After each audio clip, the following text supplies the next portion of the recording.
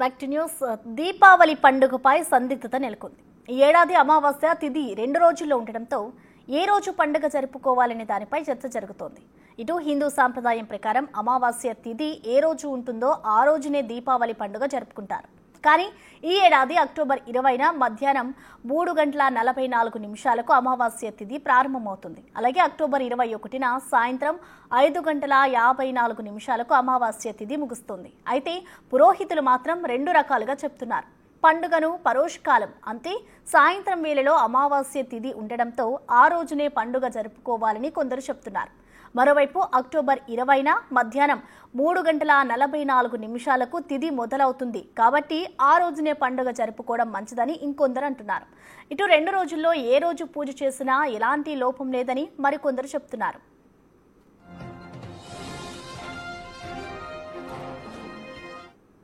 అయితే దీనిపై క్లియర్గా వివరించేందుకు మనకి జూమ్ కాల్లో అందుబాటులో ఉన్నారు లైవ్లో ప్రముఖ జ్యోతిష్య పండితులు నందన శర్మ గారు. నమస్తే అండి. నమస్కారం అమ్మా. ఎస్ నందన శర్మ గారు, మనం చూస్తున్నాం ఇప్పుడు దీపావళి పండుగకి సంబంధించి ప్రజలంతా కూడా ఒక సందిగ్ధంలో ఉన్నారు. అసలు పండుగ ఎప్పుడు జరుపుకోవాలి, ఇటు ముందు రోజు జరుపుకోవాలా లేదంటే అమావాస్య వెళ్ళిపోయిన తర్వాత అంటే 21వ తారీఖుని జరుపుకోవాలనే సందిగ్ధంలో ఉన్నారు. అసలు పండుగ ఏ రోజు చేసుకోవాలండి దీపావళి? నిజానికి దీపావళి అమావాస్య అనేటటువంటిది రాత్రిపూట కేవలం అమావాస్య పూజ చేయడం, ఇక్కడ లక్ష్మీ పూజ ఒకటి చేస్తూ ఉంటారండి. లక్ష్మీ పూజ చేసేటటువంటి వాళ్ళు రాత్రికి అమావాస్య ఉండాలి. వాళ్ళు రాత్రి అర్ధరాత్రి దాకా కూడా పూజ చేస్తారు. వాళ్ళకి రాత్రికి అమావాస్య ఉండాలి. ఇక్కడ దీపావళి వెలిగించడం, దివిటీ కొట్టడం అనేటటువంటిది దీపావళికి అనాదిగా వస్తున్నటువంటి ఆచారం ఏదైతే ఉందో దానికి మనకి శ్రాద్ధం కృత్వా వర్ణ పరాహ్నేతు దీపాన్ దద్యాన్ మనోరమాన్ అని చెప్పేసి శ్రాద్ధం అనేటటువంటిది పితృకర్మలు చేసేటటువంటి అంటే ఎవరికైతే తల్లిదండ్రులు గతించారో చనిపోయి ఉంటారో వాళ్ళు ఖచ్చితంగా పితృదేవతలకి అపరాహ్నానికి అమావాస్య ఉండాలంటే అప్పుడు మంగళవారం నాడే ఉంటుంది, 21వ తారీఖే. అలా 21వ తారీఖు మంగళవారం అమావాస్య ఉన్నటువంటి రోజు పితృకర్మను ఆచరించి ఖచ్చితంగా ఆ రోజు పితృకర్మ ఆచరించిన తర్వాతే దీపాలు వెలిగించాలి అనేటటువంటిది మనకి అనాదిగా వస్తున్నటువంటి సాంప్రదాయం. దాని ప్రకారం చూసుకుంటే 21వ తారీఖు దీపావళి చేయాలనేటటువంటిది. కానీ లక్ష్మీ పూజ చేసేటటువంటి వాళ్ళు అర్ధరాత్రికి అమావాస్య ఉన్నటువంటిది చేసేటటువంటి వాళ్ళు సోమవారం ఆచరిస్తారు. ఇక్కడ యథార్థానికి 3 రోజులు చతుర్దశి అమావాస్య పాటి 3 రోజులు కూడా దీపాలు పెట్టడం అనేటటువంటి సాంప్రదాయం ఉన్నటువంటి విధానంలో చూస్తే సోమవారం నాడు దీపావళి చేసుకోవచ్చు, మంగళవారం నాడు చేయవచ్చు.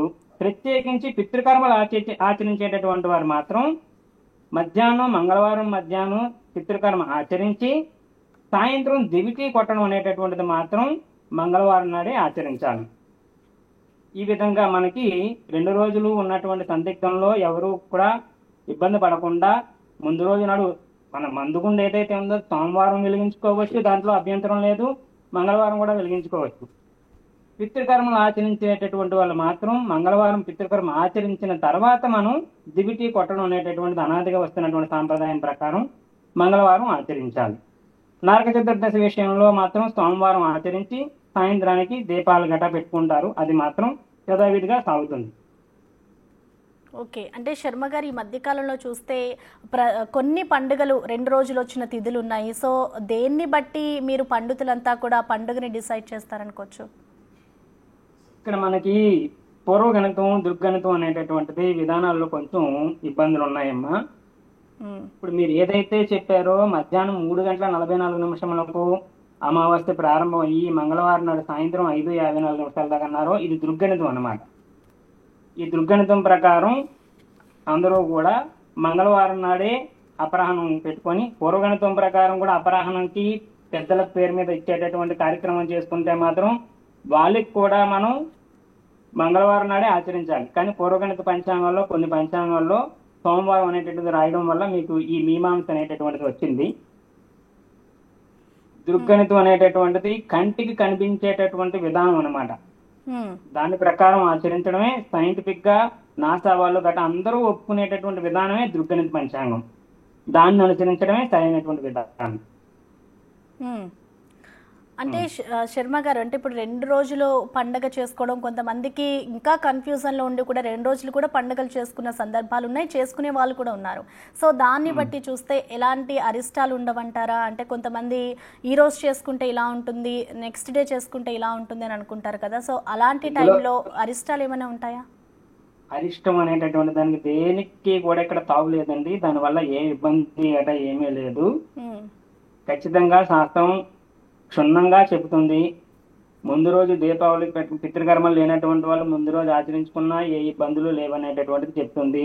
లక్ష్మీ పూజ మాత్రం అందరినీ కూడా సోమవారమే ఆచరించమంటుంది, లక్ష్మీ పూజ చేసేటటువంటి వాళ్ళని. ఉమ్, లక్ష్మీ పూజ కాకుండా మామూలుగా పితృకర్మలు ఆచరించి దీపావళి పెట్టడం అనేటటువంటిది ఏదైతే ఆనవాయితుందో దాన్ని మాత్రం మంగళవారం ఖచ్చితంగా, తల్లిదండ్రులు లేనటువంటి వాళ్ళు మాత్రం మంగళవారం నాడు ఆ పితృకర్మను ఆచరించి ఈ విధంగా దివిటీ కొట్టడం అనేటటువంటిది చాలా మంచిదని చెప్పేసి ఈ రకంగా చెప్తారు. మనకి మహాలయ పక్షాల్లో పితృదేవతలు వస్తారు. భాద్రపద బహుళ పాడ్యం నుంచి పితృపక్షాలు అంటారు. ఆ వచ్చినటువంటి పెద్దలు ఎవరైతే ఉంటారో వాళ్ళు ఈ అమావాస్య దాకా కూడా వాళ్ళు వేచి చూస్తారట.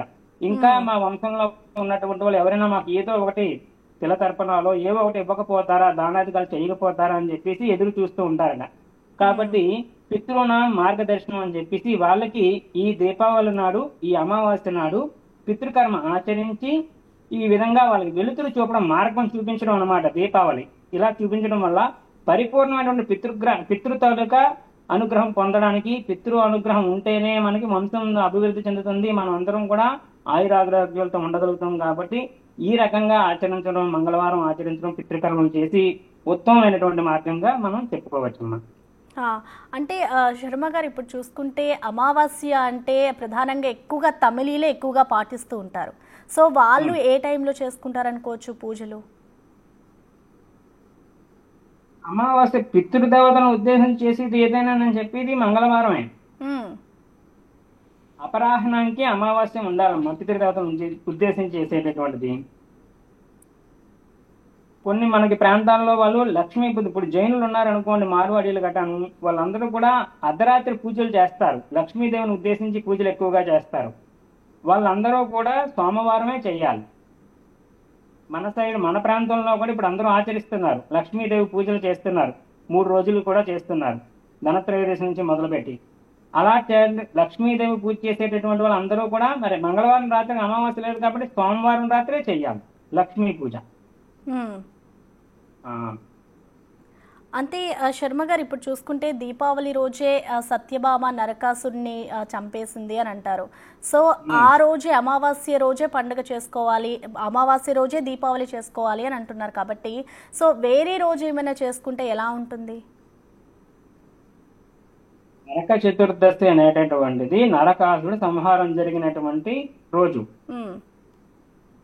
నరకాసుడు సంహారం జరిగిన తర్వాత మరుసటి రోజు దీపావళి చేయడం అనేటటువంటిది వస్తుంది. ఒక్కొక్కసారి ఉదయం అదే రోజు పొద్దున నరక చతుర్దశి చేసి సాయంత్రం వస్తుంది. అలా కాకుండా 2 రోజులు వచ్చినటువంటి విధానాలు కూడా చాలా మనం చేసాం, మనం అందరం ఆచరించాం. ముందు రోజు నరక చతుర్దశి చేసి మరునాడు దీపావళి చేసినటువంటి రోజులు కూడా ఉన్నాయి. 2 రోజులు చేయడం అనేటటువంటిది కూడా ఉంది కదా.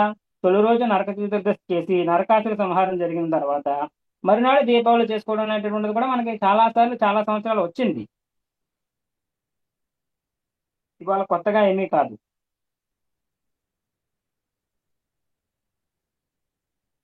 ప్రసన్న గారు, మంగళవారం రోజు చేసుకుంటారు. అలాగే ఇందాక మీరు అన్నట్లు పితృదేవతలు కూడా చూస్తూ ఉంటారు, వారి కోసం కూడా ఇది అమావాస్య రోజు కూడా వాళ్ళకి పితృ కార్యక్రమాలు చేయాలి అని చెప్తున్నారు. సో అదే రోజు 2 కార్యక్రమాలు నిర్వహించవచ్చా?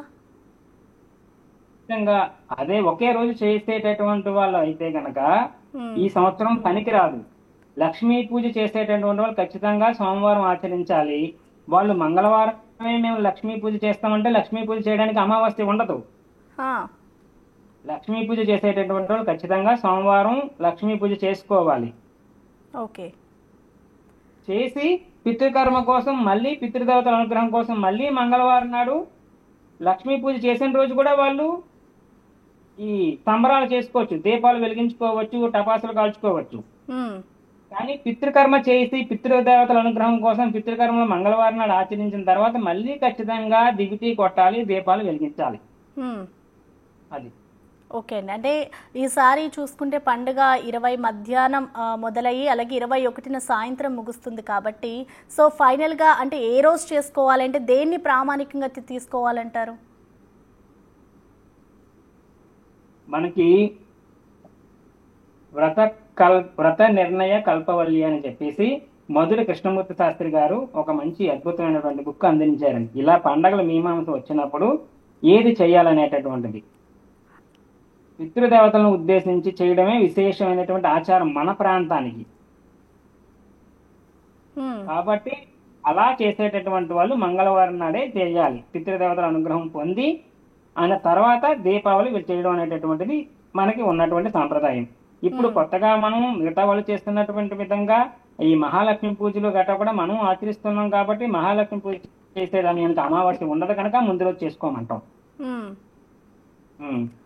అంటే ఇలా 2 రోజులు పండుగలు వచ్చినప్పుడు కొంతమంది ముందు రోజు చేసుకుంటారు. మనం ఎంత అవగాహన కల్పించినా ఎంత పండితుల దగ్గరికి వెళ్ళి తెలుసుకున్నా కూడా 2 రోజులు చేసుకుంటారు కొంతమంది. సో అలాంటి టైంలో ఎలాంటి నియమాలు పాటించాలండి?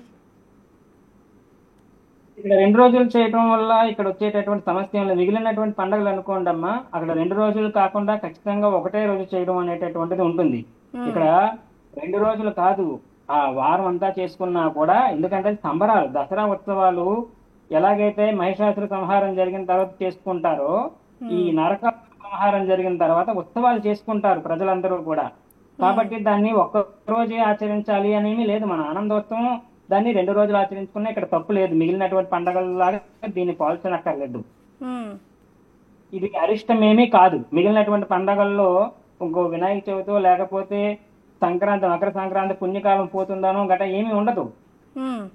దీన్ని ఖచ్చితంగా 2 రోజులు ఆచరించినా ఎటువంటి అరిష్టాలు అనర్థాలు ఏమీ జరగవు. చక్కగా ఆనందంగా అందరూ కూడా 2 రోజులు చేసుకున్నా అభ్యంతరం లేనటువంటి పండగ ఇది కనుక దీంట్లో మనం ఆక్షేపణ చేయవలసిన పని లేదు. Okay, thank you Nandini Sharma గారు.